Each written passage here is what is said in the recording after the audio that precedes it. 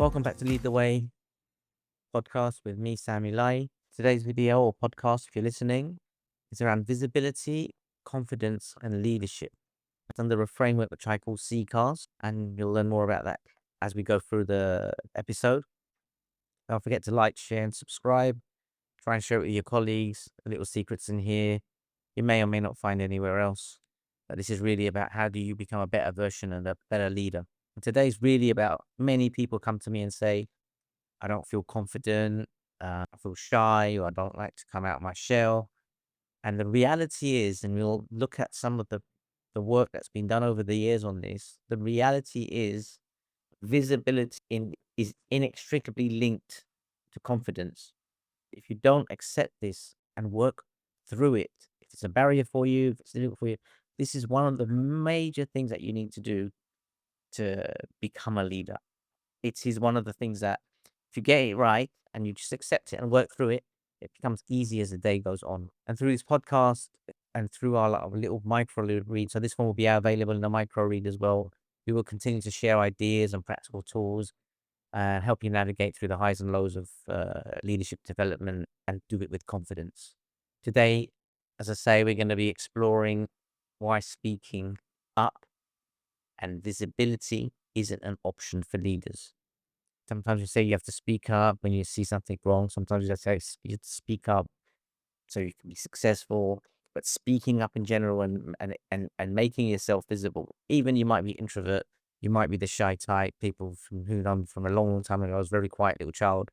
But you need to come out your shell and you need to be much more confident. You might be really happy inside your skin, but then you're very uncomfortable when you're speaking. These are things that you need to get out of if you really want to be a leader.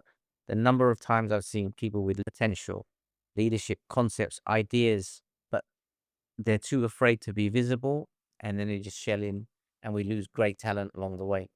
So, what we talk about this visibility gap is how many times have you been in a meeting and look at the panel, you look around, and you think, there's no one here I can relate to.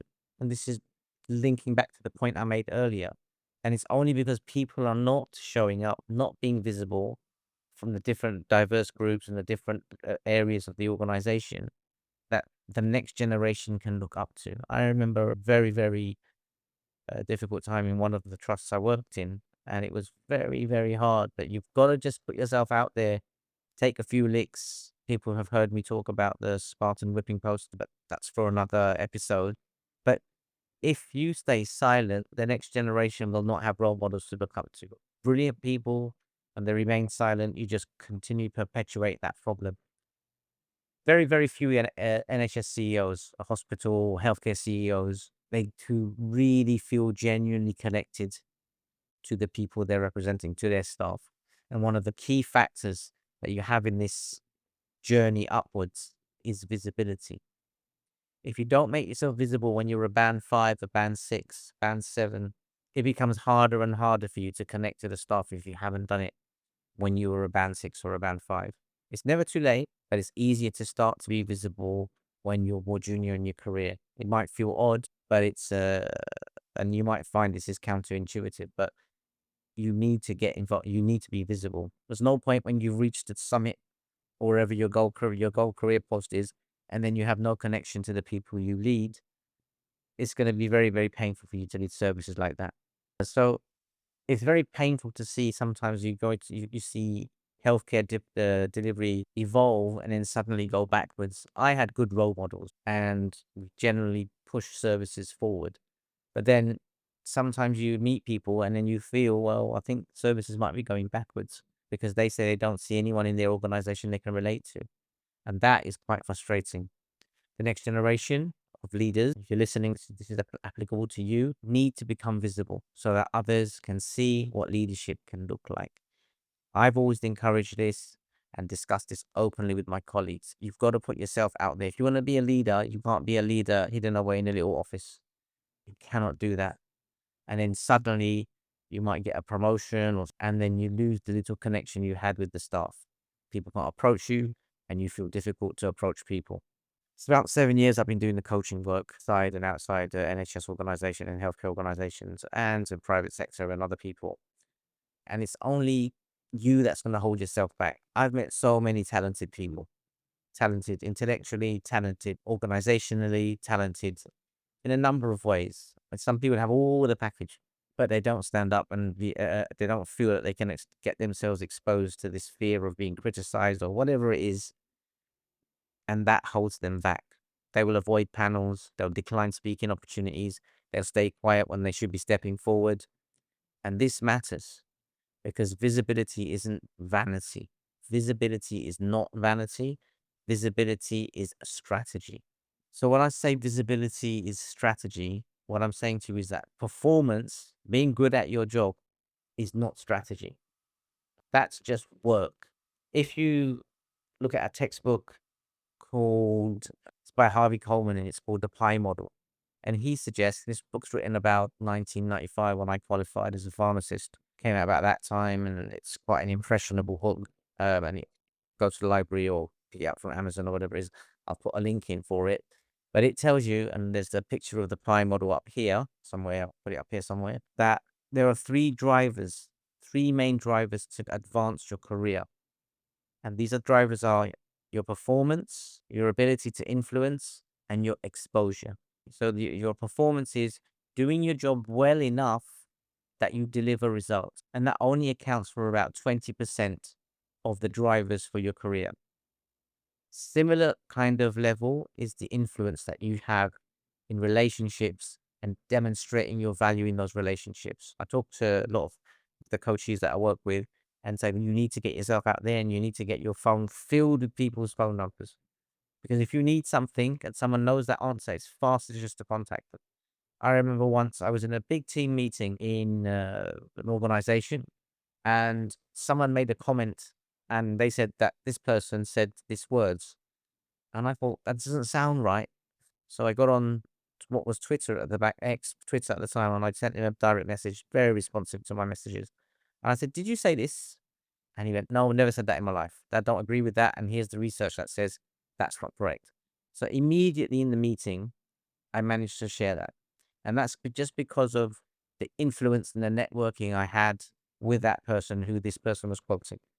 Obviously, wasn't quoting it very well. And then we managed to just like to refute that argument in the room, live through social media and in a meeting. So influence is as equally important as performance. If your performance is this level, your influence has to be this level. You can't have good performance and no influence. You can't be influential and have no performance. That would be awful as well. But if you're this performative and you're working well, you need to be this influential as well. Now, both of those things, you need to make yourself able to deliver, move your career forward. You need to have 60% exposure, 20% performance, 20% influence, 60% exposure, which means you need to have 3 times the exposure compared to your performance at work.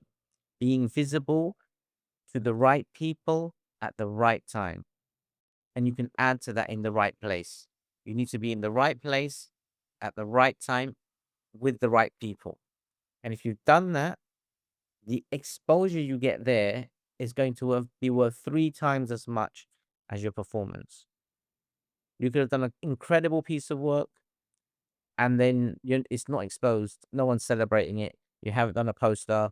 You haven't gone to present it or anything like that. And it's just lost. You haven't been able to influence somebody to say, let's put this out. So you lose. You literally lose. But once you get your exposure levels high enough, your performance then is recognized. Once you get your influence up high enough, your performance is then recognized. Once you're influencing people, those people will get you exposed, and then you have to handle the exposure. This is if you want to be a leader. 60% of career advancement comes from exposure. From this book, The Pie Model, Harvey Coleman, and again, the link is going to be in the description somewhere for you. Another way to look at it is performance is going to get you through the door, but visibility is how you're going to progress.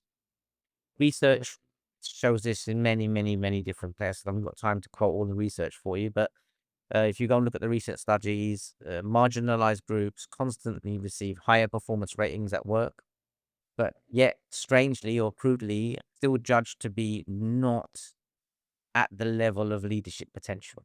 or don't have the leadership potential. Fantastic workers, not leadership material. Minority populations are significantly less likely to self-promote, even when they outperform others, whichever way you look at it. And while this affects many leaders, the evidence shows it disproportionately affects diverse professionals. It happens to everybody.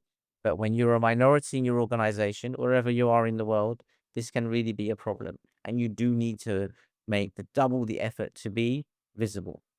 Not easy, but it's the reality. Talented people avoid speaking. If you're a talented person and you believe you're talented and you avoid speaking, you become invisible in exactly the moments where leadership potential is being assessed.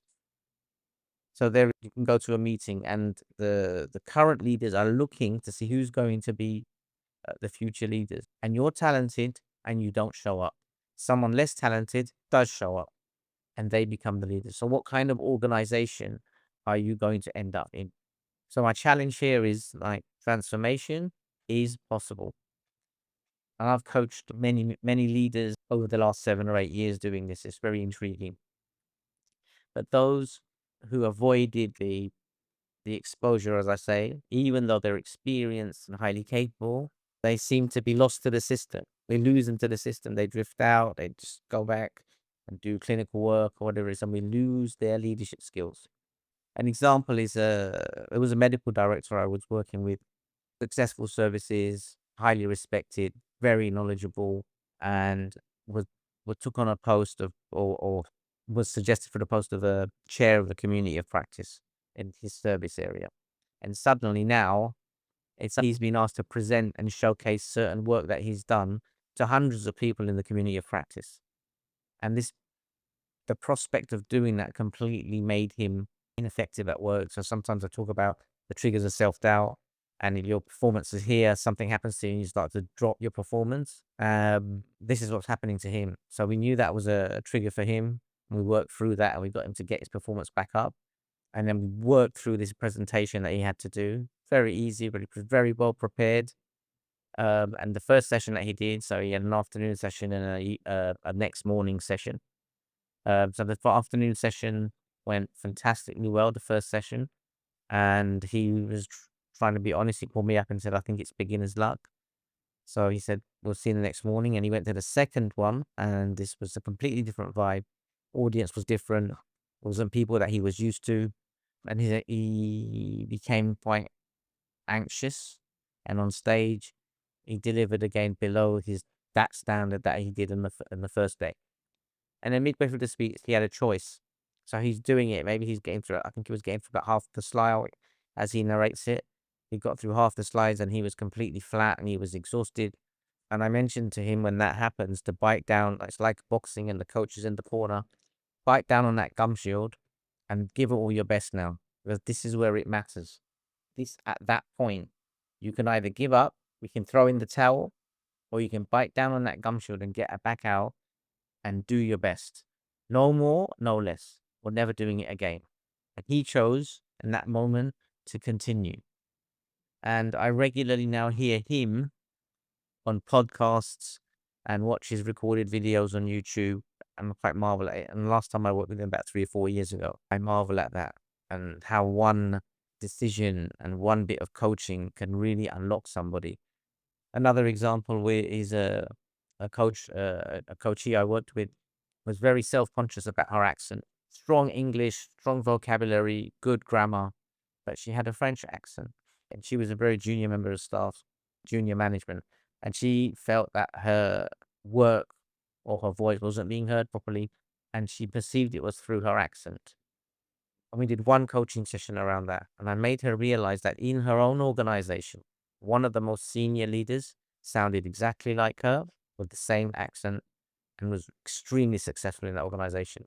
And I showed her the difference. That senior leader was not afraid to make herself visible. And my coachee was. Then something changed in her mind. That when it's unlocked. And she went away and she listened to it. So this service director was not in her services, but somewhere else. And she came back and she said, that's true. So more importantly, she had the valuable things to say. And then she went away and said, well, why don't we start small, get a little group, do a little tutorial, 3 people, 4 people, then go to your meeting, then go to sector-wide meetings and so on and speak up. These aren't exceptional skills. The exceptional skills is to know your stuff. Know your stuff and deliver your services. No one else can do that. But the influence part and the visibility part, that can be learned. We can teach that. I can't teach you how to do your job properly. You can do that yourself. You've been in university or college or wherever it is for a long, long time. So what we have developed is what I call the CCAST method. So C for clarity, CA for capability, and ST for strategy. So it sounds like sea cast or the ocean, and casting is a dynamic on a spin on words around confidence and magic and the vastness of the ocean or the sea.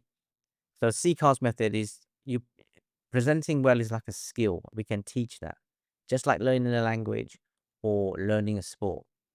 And over the years, this framework has been it's been folded into this triangle of leadership that that I work with, being be clear, be capable, and be strategic. So this is where it comes from, the CCAST method.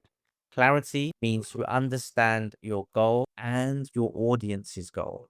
You understand what you're trying to do, and you understand what the audience wants from you. Why are you presenting? What do you think people think, feel, and do afterwards? So you're trying to influence them. You're calling to action for what are they thinking? What are they feeling after your presentation? You step in their shoes while you're presenting. Why would they care about what you're delivering? And that's clarity. That's how you understand something's clear. You're not a hero of the story. Your audience is. You're there to serve your audience. You're there. So in the moment when people stop thinking about themselves or whatever, you're the one that's thinking about them. You stop thinking about everyone's watching me, and then you start watching everyone in your audience. And you're saying, how can I help these people? Just like I'm presenting here and I'm trying to help people who listen to this. When you present in a large space with lots and lots of people, giving sermons to thousands of people on a pulpit, or if you're doing politics, or if you're doing speeches in public speaking, or you're doing presentations, it is about your audience. Stop thinking the audience is watching me, and start thinking I'm going to help my audience. So once we've made ourselves clear about who it is we're speaking and what we're doing, then, like I say to you, capability or your performance comes into it. This is about structure. This is about telling people what you're going to say, and then how you're going to say it, and then why you're going to say it in that way, and then say it, and then tell them what you said. Very simple. Stick to 3 key points, supported by stories and facts. If you're going to give a presentation and you're going to do this properly, we do this in the coaching when we talk about showing up, how you show up. It's more about a small number of points, and then circle it with stories and circle it with facts. Once you do that, that's a beautiful presentation, and it shows your capability, and then it shows that you're able to do it, and then we can see if you deliver it with clarity. So that's the C and the CA, and the ST is strategy. And again, the strategy comes from this idea of storytelling. Human beings, we're hardwired to remember stories, especially personal ones. I've tried to share a couple in this podcast and see how you feel about them. But people rarely remember endless bullet points and theory and this. They remember intimate moments, emotions, and being human, the idea of humanity. So remember the CCAST model. We refer to it quite a lot through our coaching program, and we want you to use it whenever you can. C for clarity, CA for capability, and ST for strategy. So the next question that comes up is, well, but I'm always nervous. I'm always worried. I'm a bag of nerves when I stand up and speak. I'm a bag of nerves when anyone asks me something. And it's just how we have to understand managing nerves. And we do this in one of 2 ways. So if you're still with me, again, don't forget to like, share, and subscribe. But we do the management of nerves or anxiety in 2 ways. Nerves are the number one problem or priority that holds people back. Most people feel them, including me, and nerves are not the weakness. They're just a sign that you care and you don't want to mess it up for everybody else. And that is absolutely crucial. But you can manage them. one important reality people forget is physically, right? This is anxiety, but physically, this is also excitement. And everything in the middle here is going to react the same. Whether you're anxious or whether you're excited, your heart's going to pound, your palms will get sweaty, you'll feel butterflies in your tummy, you might feel ringing in your ears, but you get those same emotions if you're in a roller coaster. You'll get the same emotions if you're just about to sit an exam or a day before an exam, or when you're falling in love all over again. The physical symptoms are often identical. The difference is your mindset. So if the feelings remain the same, so if you haven't been able to switch that from, no, I'm not anxious, I'm really excited about this. If you can't move from that and you, no, I'm just worried, then what you need to do is start to dim those feelings down. If the feelings remain, we start to interpret those symptoms slightly differently. When people are nervous, what you tend to do, if you're presenting or you're speaking to someone on the phone and you're worried about it, or you're giving a massive presentation to loads of people, or you're in an interview, I think the first thing that you do when you're nervous, and for example, in an interview, we always pick it up that people are starting to rush their speech and speaking really quickly. They might err a little bit. But when you speak more slowly, and if you make an intentional activation to speak more slowly, you immediately appear more confident. And then it gives your body and your soul a little bit of time to catch up with yourself. And then you can absorb what you're saying and your audience can. If you're worried even further, again, use notes. Even now, when I know this material really well, I still have a few prompts in front of me here. Better still, reduce your notes down to, let's say, these prompt ideas. So when I'm reaching forward, I'm just pushing forward to my prompts because I've read already what I need to say. I know what I'm going to talk to you about.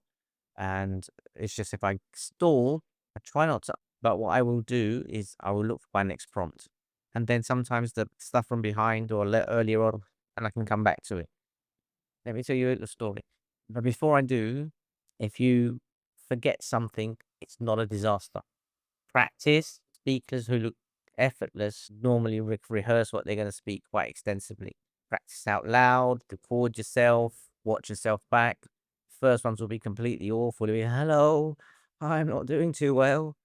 And that's all right. You look back, enjoy it. So when I look back at stuff I produced maybe in 2010, 2011, it's very, very different to the stuff I do now online. Even I was a good presenter before, but doing this stuff when there's no audience, there's just a little camera in front of me, it's very different. And when I first started it, I just didn't know how to do it. But anyway, a little story. About 10 years ago, 11 years ago, I was presenting at a partnership level with lots and lots of different partners, stakeholders. And we had to present as a service in order to access extra funding to support our service. So did a presentation and a few of our team leads had to do presentations around services. So I'm coaching them and I'm doing a presentation. High stakes, no slides, no notes, no slides, just speaking to the audience. One member of our team didn't like doing presentations, right? And it was their turn to present, and they started stalling. They even choked up a little bit. He prepared as much as possible with us as a team, but at that moment started choking up, stammering and stalling, and so I just stood up and said, "We just need a short moment to review our final few slides. I'm not too sure, or our final few notes.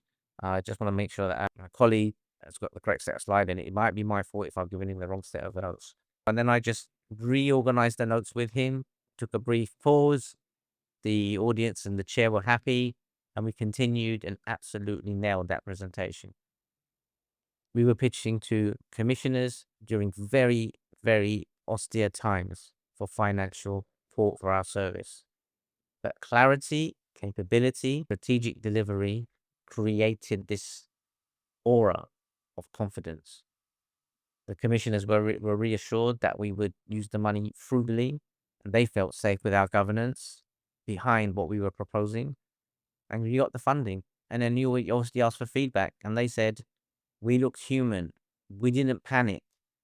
So we had all this, but we were very prepared and we were coached and we delivered articulately in that leadership style that you need to have. So visibility matters, humanity matters, openness matters, and confidence grows in that three, like that in between all of that. Confidence will grow within there. You are human. Okay, be vulnerable, be open, and be visible, and confidence will come from that space. And where it doesn't, you will learn, and you will have many glorious stories to tell us in the future. But here's your challenge. This is your next step. If you come into the coaching, or you come to see me for coaching, it's great. We look at this in much more detail in the coaching. But commit to speaking once, at least once in the next 3 months. If you watch this and then walk away and say, look, I'm going to go and speak. I'm going to speak up somewhere. I want to do a little presentation in my workplace, or I'm going to speak to a senior, or I'm going to go to a meeting and speak up there. Commit to speaking. Set it as a goal. That means you're more contributing to to your meetings, to your services. You might volunteer on a panel. Choose a topic that you know very well. When we talked about competence and then influence, make sure that you understand your topic very well. Tell someone else, hey, just let me speak it, let me speak out, just hear me out. And then find this, and that's your safe space to begin. And most importantly, be kind to yourself, right? The first session may not go well, second session may go well. You might get 10 great ones and then one bad one. It doesn't matter. Be gentle and kind to yourself. I'm not saying be nice. Being nice is something you do to strangers. Being kind is something you do when you understand a bunch of emotions that are going on inside you. Speaking well or presenting well, it's a skill. It's a skill, and you can learn that skill. And that skill, that visibility, it brings confidence to you. And to wrap up today's lesson or pod, we want to make sure that diverse voices remain underrepresented, because what we talked about, lack of wanting to be visibility. And then we see this underrepresentation on conference stages in industry. And it's not just about protected characteristic, although it affects everyone everywhere. If you're not wanting to be visible, it more affects those who are minorities in their system. It's about making sure that you are, and it's about really, you want the best ideas to be heard. You don't want to become a leader, and then in your service, the best ideas are hidden because people are too afraid to speak up. So if visibility is not an option, if you want to be, a lot of people say, I want to become a leader, I want to get promotion. Visibility is not optional for leadership. If you don't step forward, someone else will. And if they're less competent than you, then that less competence moves up, and they will have less expertise than you. Then you'll get frustrated with your leadership. And this is the final challenge. Will you speak up in the next 3 months? What topic will you share? Tell someone today and make it happen. You go away and make it happen, and leave in the comments how you feel and what has happened for you. I hope you understand what we've talked about, and see you in the next video. Take care.